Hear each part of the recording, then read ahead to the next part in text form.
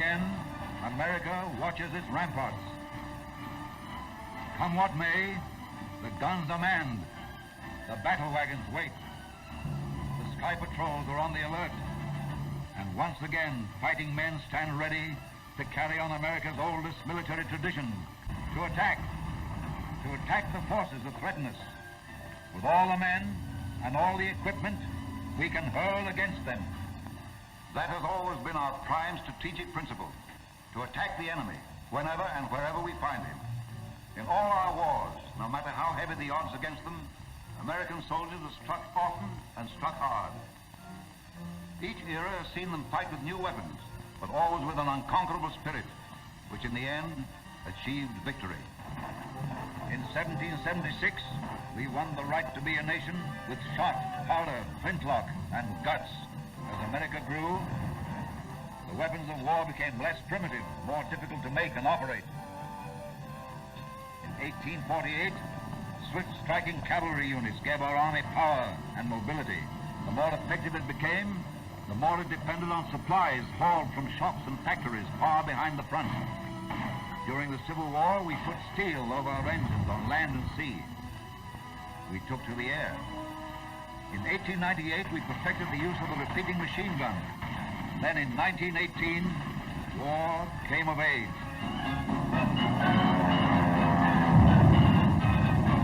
Today, the American soldier is part of a vast, complex organization composed of many arms. The infantry, the cavalry, field artillery, coast artillery, air corps, engineers, signal corps, armored force, and many services. This is your army. Uncle Sam's fist, swinging that fist with pile-driving force, is the arm behind the army, Uncle Sam's muscle. American industry, responsible for mobilizing its vast resources for the needs of the army, are Under Secretary of War Robert Patterson and Lieutenant General Brian B. Somerville, Chief of the Service of Supply. Behind the desks, behind the drawing boards, behind the benches, on the assembly lines, American industry is making the greatest production effort in history to supply our army with ever-increasing quantities of the weapons of war. Soldier for soldier, our fighting men can match anything the Axis sends against them. And worker for worker, American industry is determined to meet the Axis challenge in the production plants. Management and labor alike stand solidly behind us. They know their stake in this conflict. They know the grim fate of free enterprise and free labor in the path of Axis conquest. Vienna. The world-famous workers' tenements. Symbol of Nazi-inspired dissension between Austrian working men and Austrian industrialists. Soon after, Czechoslovakia, symbol of Nazi-inspired dissension between allies sworn to defend it. The Skoda munitions works, symbol of industry compelled to forge the means of its own enslavement. Soon after, labor permit. The Nazis exercise complete control over who works and who starves. Labor restrictions. The Nazis degrade working men because they know that free labor, working in free industry, can never be shackled to the Axis dream of world conquest. Poland.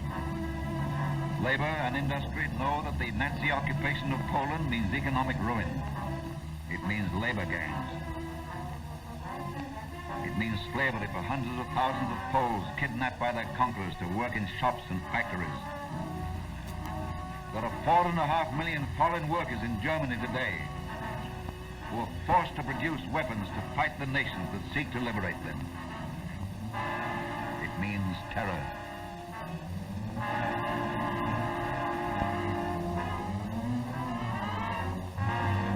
Starvation. Justice. Nazi justice. Holland.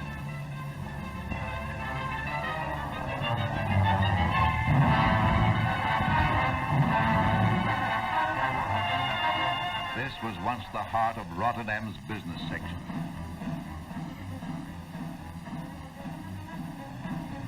France.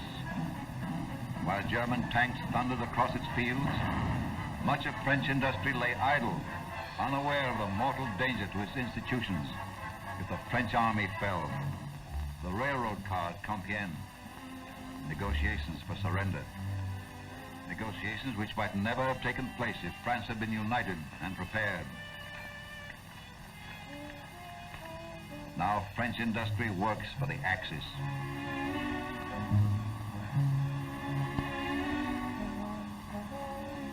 Old age pensions, group insurance, workmen's compensation, all the benefits that labor has won in every decent, highly industrialized nation. None of these benefits ever belonged to the workers of Germany's new henchman, Japan. Japan, where living standards are pitifully low, but where millions are poured into modern factories to carry on the policy of their treacherous warlords. Japan, who for 10 years has ravaged and pillaged the gallant people of China.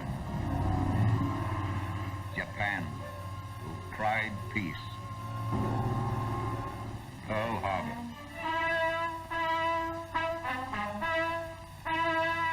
The brunt of the cowardly blow struck at Pearl Harbor was borne by the Army and Navy. But all over the United States, men and women in American industry knew it was a blow aimed at their lives, their liberties, their pursuit of happiness.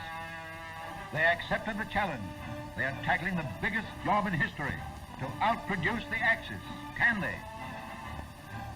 Economists say the natural resources of the United Nations are greater, but the capacity of the Axis to turn what resources they have into weapons of war is tremendous.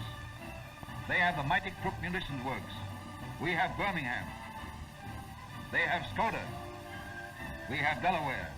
They have factories like this in occupied France. England has Vickers. They seized the steel mills of Luxembourg. We have Pittsburgh. They have great factories to turn out Henkels, Messerschmitts, Dorniers. We turn out flying fortresses, P-38s, P-40s, Aerocobras, Tomahawks, many others. Romanian oil drives their planes and tanks. Oil from the fields of Oklahoma, Texas, and California will drive our planes and tanks. All down the production line, plant for plant, the Axis and the United Nations stand locked in battle.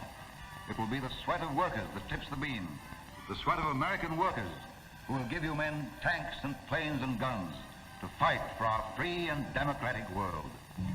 A gun every 26 minutes. A tank every 12 minutes. A plane every 9 minutes.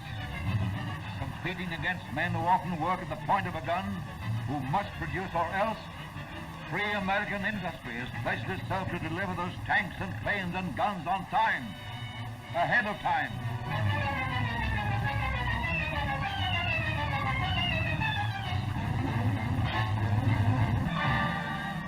This war is industry's war. It is labor's war. They realize that defeat means the unconditional and permanent surrender of all they are or hope to be. No sacrifice now will be too great for them, because sacrifice now will ensure final victory, ours and theirs. When we win, they win. A telegram from the Army, a message from the fight for the factory. 7 dive bombers escorted by fighter planes swarmed down an enemy fleet and seriously damaged Jap cruiser.